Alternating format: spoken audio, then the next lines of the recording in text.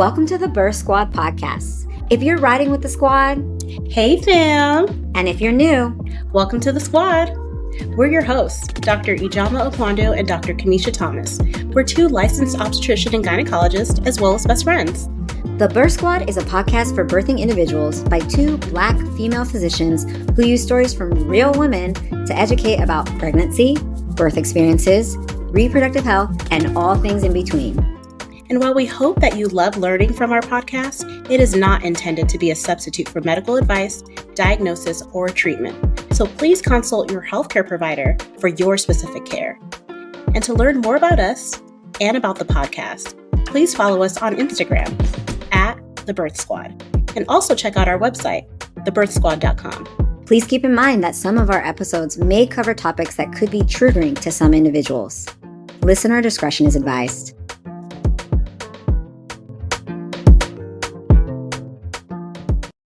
Well, welcome back to another episode of the Birth Squad podcast. This is a very special episode because we have a special guest this week. So I want to introduce Allyson Felix. If you don't know who she is, I don't know how, but if you don't, she is an Olympic gold medalist in track and field, as well as a very fierce advocate for Black maternal health, as well as a mom. So, Allyson, thank you for coming on the show. Can you start by telling us a little bit about yourself? Yeah, well, thank you so much for having me. A little bit about me. Yes, I feel like my most important title, my favorite title is mom. I have a 5-year-old daughter, Cameron, who is just the light of my life. I have been an Olympian for, it's 20-something years now. And I've transitioned to retirement from that, and I'm a business owner now, and following passions of my heart. Doing work around the Black maternal health crisis, and just trying to do all the things to keep up. So can you tell us a little bit about what your path was towards motherhood? Yeah, for me, I think like a lot of working women, I felt like I put motherhood off for a really long time, especially, being an athlete and working with my body. I always knew I wanted to be a mother. And in my sport, I had really seen women kind of struggle through it. They weren't supported and they had a really difficult time. So I always felt like for me, like if I could accomplish enough, then maybe I would get to like this safe space. And so I had gone to 4 Olympics already. I had a lot of the accomplishments that I thought meant something. And I was like, okay, I'm here. Now's the time. And so we decided to start our family. And I found myself in the same position that so many women before me were in. And I wasn't fully supported through my pregnancy by my then sponsor. I hid my pregnancy. I was like training in the dark and doing all this crazy things, like this moment that I had wanted for so long. It ended up being so isolating and lonely and just hard because of the job that I wanted. And so it was really challenging. I ended up speaking out about that and doing a lot around it, but it kind of, I don't know, it just kind of wasn't what I expected my entry into motherhood to look like. It wasn't what I had in my head. And so it was a really difficult and dark time, actually. But I do feel like becoming a mom helped me to find my voice, and it just changed me all around. And so once I did, once I had my daughter, I felt like I was kind of on a new path from there on out. Thank you for sharing that. We would love if you could talk about your pregnancy with your daughter and what your birth experience was like. Yeah. So I felt like I had a really great pregnancy. I knew that I wanted to still compete. And so I had a whole plan, like I'm all about structure as an Olympian, and kind of like comes with you're just a regimented person. And so I was training and running and swimming and lifting weights. I felt really strong. I felt really great. And it wasn't until I went in at 32 weeks for just a routine appointment that everything changed. I was monitored at that time. I was spilling protein. I was sent to the hospital for further monitoring, and that's when everything started to move really quickly. I was admitted, and then I was diagnosed with preeclampsia with severe features, and I didn't know what that meant. I felt like I'd heard, about preeclampsia before, but I had no idea. Um, and I think being an athlete, I had always just like taken my health for granted. Like I never thought twice about it. Like I've been healthy my entire life. Like I know how to eat well, how to move my body, like all of the things. So um hearing that diagnosis and not knowing what it meant for me or my baby, it was just really terrifying. And there wasn't time to like sit down and like read up on it and do all these things. It was like everything was moving quickly. And so that really just shook me up and scared me. And it just wasn't the experience I was expecting at all. I ended up, from when I was admitted, I had a really rough night, and I felt like I was like, something seems like it's like happening. And I was rushed in for an emergency C-section that next day. And my daughter was born. And I just feel so grateful that we eventually all left the hospital. I think I was in there for about a week. She was there for a month. And my eyes were just open to like a whole new world. I just being in the NICU was just like such a heavy place. And then just like actually learning about all the issues that Black women have faced and like studying up on that, it was just like mind blowing to me. And so I felt like that entire experience of giving birth and spending time in the hospital just changed me and made me have a heart for what other women and families have gone through. Thank you so much for sharing all of that. You definitely went through quite the experience, right?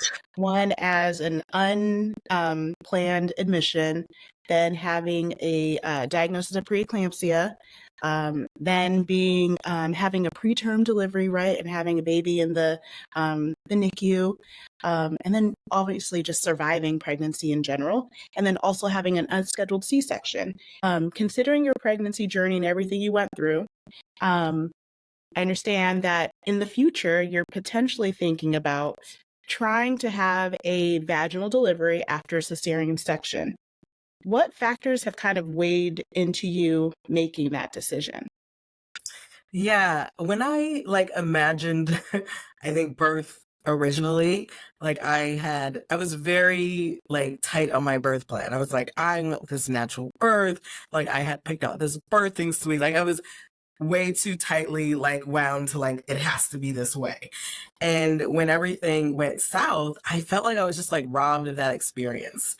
And I was like, wow, I never got to do this or that. And I think some women were probably like, that's, it doesn't seem like a big deal. But for me, I really felt that way. And afterwards, I would see, other people like have these birthing experiences. And I was like, I just want to have that as well. And so, when I, found out I was pregnant again, I was like, I want to at least try, and I think I understood the importance now of like, the goal is to have a healthy baby, of course.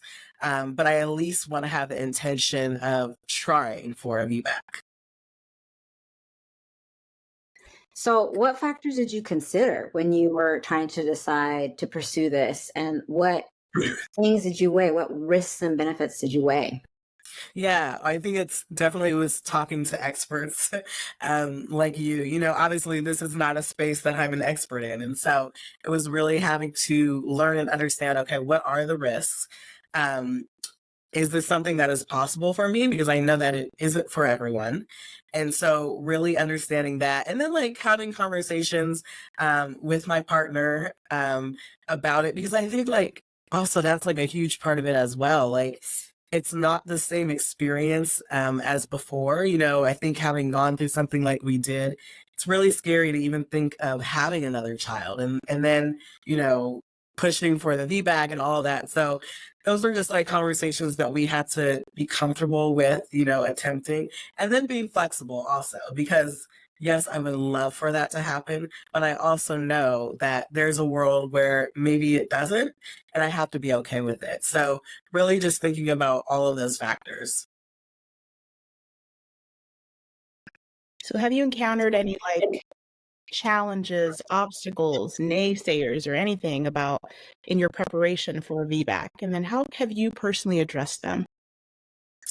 Yeah, I think there's always, I think just like how we share our birth stories, usually they tend to be like negative ones that you hear over and over, or like the very traumatic ones. And so, yeah, I think there's been a lot of encounters where it's like, well, why would you want to do that? Or like, you could just schedule a C-section. Like, that's just, shouldn't you just do that? And I think everyone has their own like experience and desires, and I think for some women that is the path for them, and for others it may not be. And I think for me it's really just been about being focused on really what I want, and realizing that like that's okay, and just having that intention. And so also like just being educated around what it all entails, and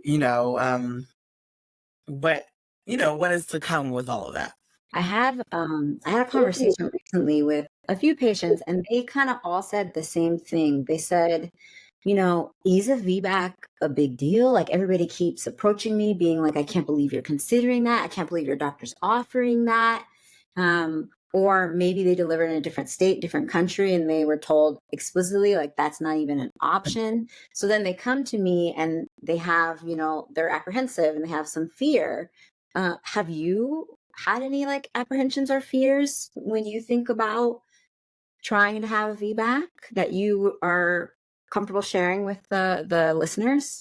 Yeah, I think it's interesting. I feel like my fear is really around like I hope I can do this, It's not really, I don't really have many fears around like medically like something going wrong. I feel very like I'm in great hands. And so that makes me feel very comfortable. But I think when you really want something to go a certain way, your heart is really like tied to that. So I feel like I don't want to be disappointed, if it doesn't end up that way. But I think it's kind of hard to have that experience. But yeah, I felt the same way. There were so many hospitals that I found out they just don't do that, or that it's not even an option. And so I feel really grateful to have the opportunity to attempt that. So now kind of looking ahead, towards your delivery, are there any hopes or expectations that you have particularly for your birth experience? And then how does that overall fit into your expectation about your childbirth journey in general? Yeah, I think I've learned from the past, to be open. So I'm definitely trying to hold on to that. But I do have a way I hope it goes. So I'm currently 36 weeks now. I've done hypnobirthing, and I would love to have like a natural, unmedicated birth. Like that is my desire. But I also know, things change, and so I'm trying to just be really open with that as well. But I hope I hope it's a positive birth experience. I think a lot of times we look at birth as like with these negative stories, and I've really tried to immerse myself in a lot of positive journeys that women have had, and I feel like I have such an amazing team around me, and just so well cared for. And it feels so different than my first pregnancy. And so I'm really hopeful. And I think that's the biggest thing, is just being excited and hopeful for the journey. How would you say you've prepared for the journey? And how have you expressed your desires and preferences with your team for VBAC? Yeah. I feel like I've been really intentional the whole way through, just really voicing what I would like to happen. And I think like with my first pregnancy, I didn't do that. I was more like intimidated, in the doctor's office, and like if a doctor said, suggested something, just like completely going along with it without, thinking twice about it, or saying like, oh, it's okay for me to like actually express my feelings and for us to like talk about it and see what makes sense. So those are all things that have been really different. I feel like now I'm also just so much more educated around birthing and the risks and the complications. And so that makes me feel more empowered, I think, just understanding like, okay, this is a situation that could arise. And, this is what it looks like if that happens. So all of those things have made me feel really prepared. And then also doing just a lot of the work on my own, like if I am able to like go down the path of like having an unmedicated birth, but the hypnobirthing, like just the tools to be able to try to navigate all of that. I really appreciate you bringing up the point of finding your voice and being able to ask those questions, express your preferences. And I think that's such an important thing, especially for Black women, right? When they're interacting with the healthcare institution, sometimes it can feel like this big institution, right? So yes, you feel like you can't express yourself, you can't ask the questions, you can't really just stand up for what you want in some ways. And so you also mentioned it briefly earlier about like your advocacy for Black maternal health, and also in your journey as an Olympic gold medalist. How did they kind of intersect, in your journey as a Olympian, and then also in this this journey now also towards advocacy? Yeah, it's really interesting. For me, I have always been an athlete that has been hyper focused on performance. And for the majority of my career, I never had a strong opinion on anything. I was just like, my job is to run fast, put my head down, do the work. Nobody cares like any thoughts that I have on anything else. And so it wasn't until I went through the whole ordeal of not being supported through my pregnancy, and having my daughter, like that's the first time I ever spoke out on anything. And it was terrifying and it was scary. And I wrote this whole New York Times op-ed and I wasn't sure like what was going to come from it. But actually what came from it was me understanding that like my voice has power, and that even if you're scared to talk about something or say something, that doesn't mean that you can't move forward. And so when I did move forward, I was like, wow, like change happened, like something came from this. And I think that just kind of like broke it all open for me. And shortly after that experience is when I started learning just about everything that had been happening around the Black mental health crisis for so long. And it was just like, I remember leaving the hospital and just having this like deep feeling like whatever I can do, I just want to be a part of like solutions. And whether that's just like amplifying other stories or, coming alongside organizations that have been doing work in this space, like I just want to be involved. And so that was like the turning point for me. It was like, okay, like I can be vulnerable, I can share my story, other stories, and just be involved in trying to move things forward. And so once I went down that path, I just felt like, wow, this is where I should be, and there's so much to do, that I just want to be a small part of, of that movement. Thank you. We definitely appreciate your voice because it matters. It makes such a difference. I was wondering if you could talk a little bit more about what are some of those key issues that you encountered once you embarked on this path. Yeah. Um, it was so eye-opening and mind-blowing. And I think it is for a lot of people who are not in that space. Like once you like arrive and you start like hearing things, you're like, well, how can this be? Like, how has this been going on? Like, why are more people talking about it? And that was really shocking to me, that I knew like I was a pregnant Black woman and I did not understand what preeclampsia was. I knew that my friends didn't either. And so it made it where it was like, okay, we've got to be able to get this word out and to start spreading it. And so I think it's everything starting with policy change and really pushing for that, everything with the Omnibus Act. It is, I feel so grateful that my experience this time is what it is.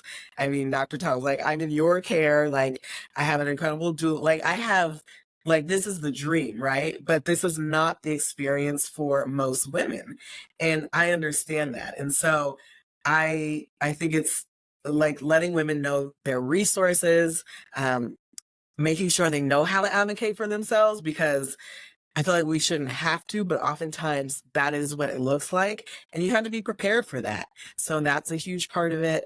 Um, yeah, just raising awareness is huge. And so those are like the main key things that I really see, shifting implicit bias training. I mean, I think we all know that that's such a huge issue. And just hearing patients, like when they come in with their providers, like I think a lot of times Black women, like our pain is not heard, it's not believed. And so really, getting those things out and saying like, we have to shift the whole thing. And I think it's not something that is going to be one person is going to change it. It's a collective effort from so many different areas. So yeah, that's really what I see as like some of the key factors.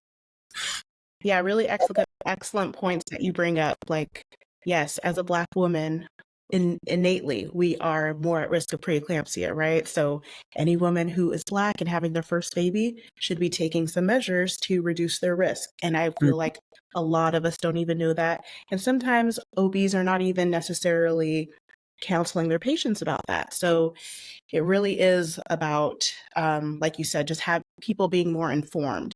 You also briefly talked about policy changes. Is there any like key initiatives or changes that you're advocating for specifically in the realm of Black maternal health? Yeah, I think it's trying to get the full package of the Omnibus Act passed. I think we've seen that that hasn't happened, and so I think a lot of it comes with the awareness and continuing to, like, when people say like they want to be involved or what can they do, being aware of these things when they come up, and I think that's the biggest thing right now.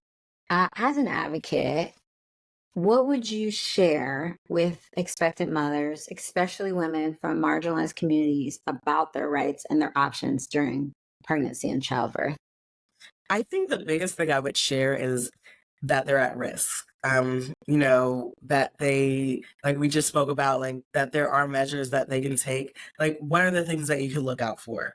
I remember when I was getting close to that 32-week mark, my ankles were very swollen. And I remember having a conversation like with my mom and my aunt, and I was like, this is just a part of pregnancy, right? And they're like, yeah, and here I am sitting with, Black women in my family, and we didn't know. We just thought like, okay, and that can be just a part of pregnancy, of course, but like just knowing, the headaches, like what are things that I can look out for, and be on alert, and then knowing that you can advocate for yourself, that you have to be persistent, and that we know our bodies, and that we can trust that. There's so many friends that I've had who have known that something is wrong and had to fight for it. And I just think like, well, what if we didn't do that?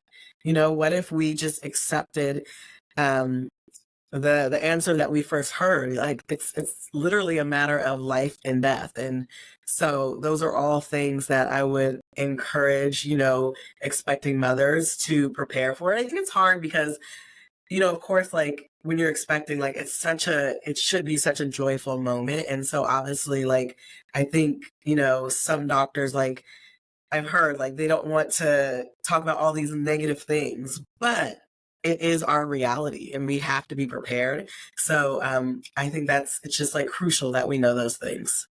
Yes, and that's exactly why the Birth Squad exists, right? We go through all these different stories. Some of them are scary, some of them are happy, but at least the information is out there and people can peruse as they would like. And exposure is key, at least to just feel like prepared for any like situation that might occur. And I really want to thank you for just sharing, being so vulnerable and sharing your experiences. Is there like any last words of advice or anything else you'd like to share with, the Birth Squad? I just love that you guys do this and that you have these like open conversations, because I think it is so helpful just to prepare, to educate yourselves. And so, yeah, I would just encourage people really to take advantage and to listen, and to, fully be prepared for whatever might come your way and to continue to have the conversation.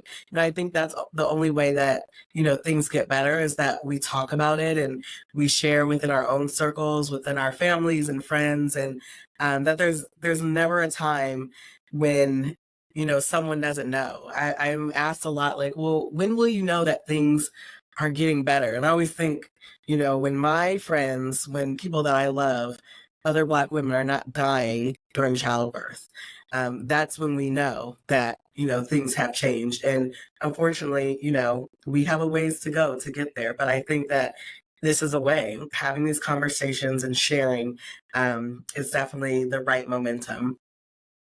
Yes, so true, so true. And that's what I tell patients too, right? We have multiple, Black patients in our practice, and they'll say, I'm afraid, of the statistics. As a Black woman, I'm worried about my increased risks of morbidity and mortality. And they'll say it kind of sometimes timidly to me. And I'm like, go for it. Just say it.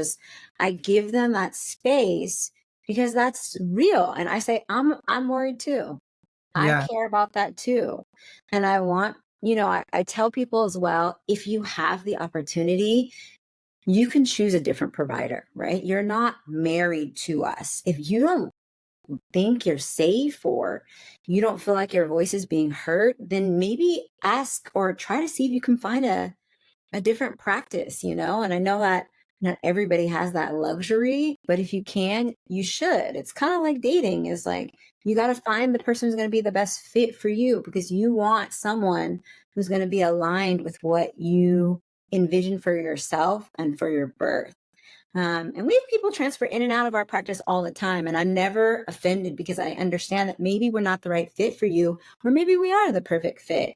And I think that's the other piece, is that as Black women, we just kind of sometimes feel like stuck with, this is the only care I can get. And I want to just encourage people to find the provider that works for them, that they feel like really cares about their needs and is going to listen. Because that's a big part of our role, is just to listen.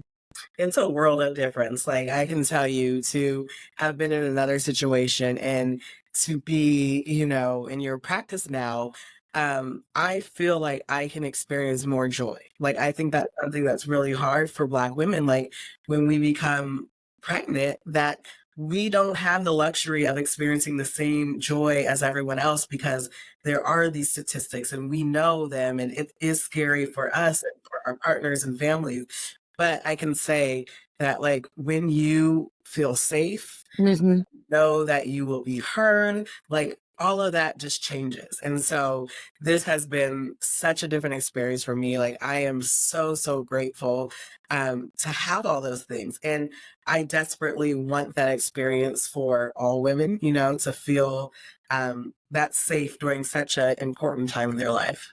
Same, I do too. And we celebrate every week, right? We're like, look, we made it this far, and then we made it that far. We are doing it. We're here. Well, I just want to end by asking, where can listeners find more information about you and the services that you offer? And how can they get in touch with you if they're interested in learning more?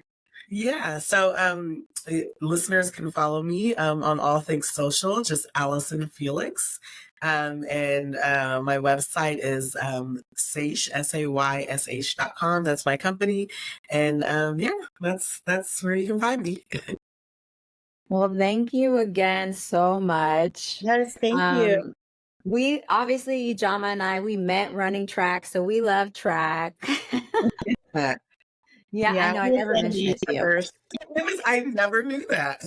Oh, that is so cool. Yeah, we actually met running the 200. Yes, I ran in her lane and she got mad at me. And I went off on her.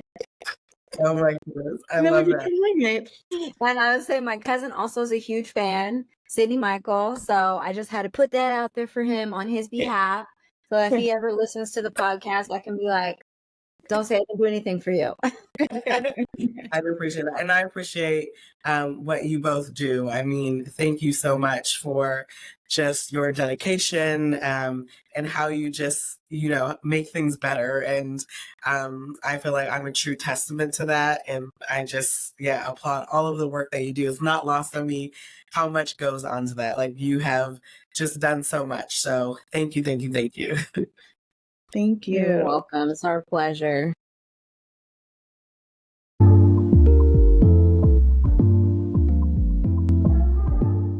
That's the wrap of this episode of The Birth Squad. Thank you so much for joining us this week. We are going to continue sharing stories from more badass birth warriors, because at the end of the day, you are the experts of your experience, and we want to highlight you and your bold, brave, and beautiful journey to motherhood. And we want to hear from you. Tell us about what topics you'd like to hear more about. Hit us up on Instagram at The Birth Squad, and check out our website, thebirthsquad.com. Most importantly, be sure to share this episode with your squad. Until next time, I'm Dr. Ijama Ogwandu. And I'm Dr. Kamisha Thomas. Peace, love, and solidarity from the Birth Squad.